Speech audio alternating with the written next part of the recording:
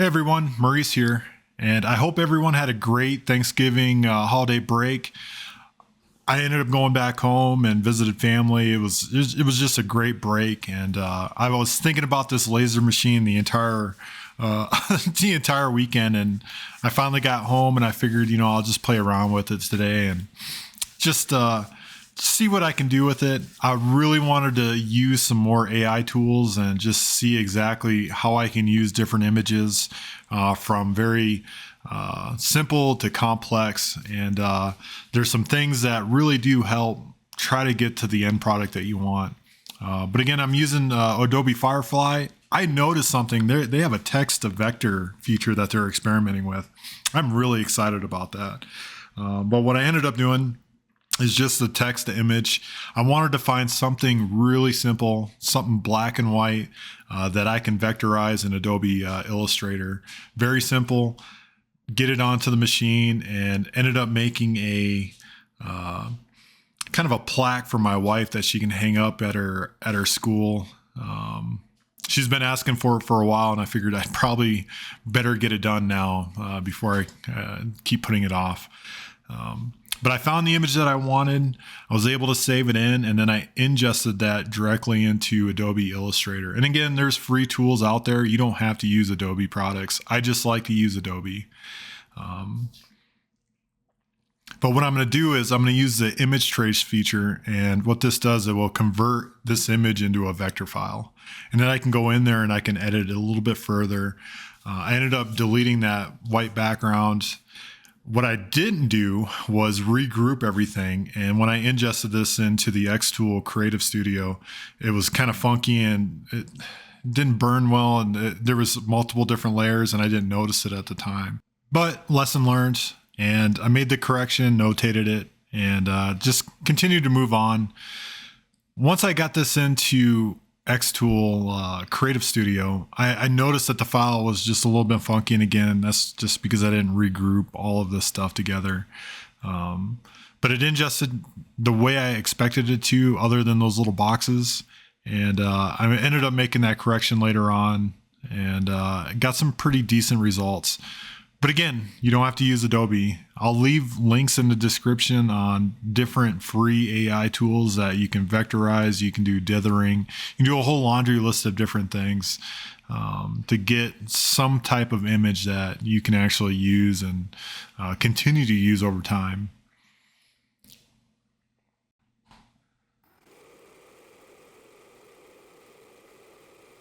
So I got really excited. I saw this burning pretty well. And then all of a sudden I noticed that I wanted to do a second layer. Then that's kind of where I knew that, yeah, I made a mistake. And so I ended up stopping this burn, went back, did the vectoring correctly and regrouped everything. And then the follow-on test pieces, those were correct. And now when I look at burned images, I like depth and the amount of cut. I don't like just a flat piece of burned, image. And I get it. There's limitations on a lot of these things, but what I can do, if there's depth or there's a little bit of multiple different layers on a specific burn, I can use different colored finishes and kind of produce a different type of final product that typical laser images just don't do. And that's why I like to keep it burning a little bit deeper than what normal individuals would actually use it for. And I think I came to a happy medium, and so I went ahead, redid the design for my wife's sign for her door, and started just burning that. And at the end it did turn out good. I think there's a lot of room for improvement here, and I still need to dig into the software for xTool Creative Studio. There's a lot of things that I just need to continue kind of learning, experimenting with. And but again, it's very intuitive, it's very easy to use, and it gets you burning material pretty fast without a lot of roadblocks or hard stops or anything like that. And but again, so I did this very quickly. This is going to be for my wife, and I think she's going to really enjoy it. And she's a big Frenchy person, and it just made sense. But again, like, this was a very easy file to get off Adobe Firefly. It's exactly what I wanted. I could have done a single Frenchie, multiple different Frenchies, but what I wanted to do was getting to something more complex and a bigger image with shadows and different colors and how to manipulate that and use it in the laser machine. So again, Firefly, I found the image that I wanted to use, and I went ahead and, I've done a lot of reading about different resolutions and DPI settings and what you really want, what you don't want. And so I started playing around just a little bit. What I wanted to do is land on 300 DPI. And when you do that, it resizes that image and it distorts it. And you lose a lot of image quality. So there's a couple things that you can uncheck, play around with Photoshop, and to get the image quality that you really want. And when I changed it and I hit the 300 DPI settings, it was right around the image size that I wanted. And at the time, I thought I was going to use that. And later on, I ended up changing it right at the last minute. But what I needed to do was I need to do some dithering. And that converts that image into more grayscale black dots that the CO2 laser can actually read a little bit better and burn that into the actual material that you're going to use. And I played around with this. This is all free. You can do subscriptions to this website. Again, I'm going to leave all the links in the description, and you can play around with it. This was just really fast. I just kind of wanted to see, but it was nice. So it gave me different options for diode or CO2. Ended up going with CO2 wood since I'm going to burn this into wood, and it converted that image instead of those dark shadows to more of a usable image that my laser machine can actually read. And you can save multiple different files. I ended up going with bitmap. And but again, I just played around with it, the brightness, the contrast, and I kind of landed on this. And what I wanted to do, what I was looking at when I saw this, when it converted this image this way, it almost looked like an etch, and it reminded me of a couple different textures that I could use with different types of finishes and different color combinations, and it just kind of triggered something. And I think I'm going to experiment with this a lot more. And but again, so the laser, I don't know if I had the right settings. I'll probably play around with these settings a little bit more because I wasn't really happy with how dark. I wanted it a lot darker.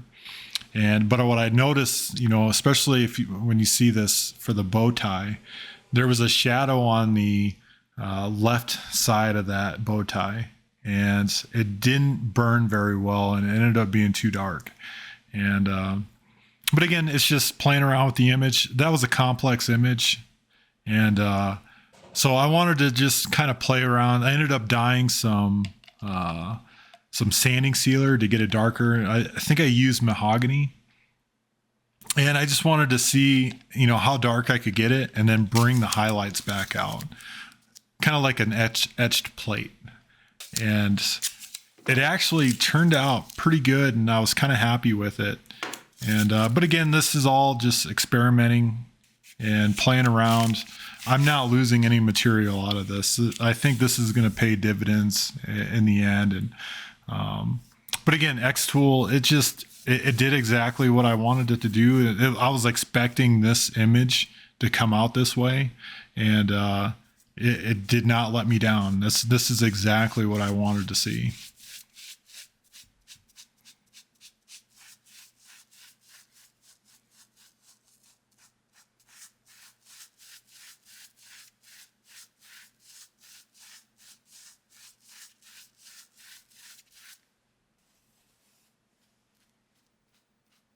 So I ended up putting two coats of this sanding sealer in, and it got really nice and dark. It started to get, I probably could have done a couple more and got it a little bit darker, but This was just a test. So this was just 2 layers of sanding sealer, and it dries really fast. And within, I would say 20 minutes, I was able to start sanding on it, and I was able to bring those highlights right back out.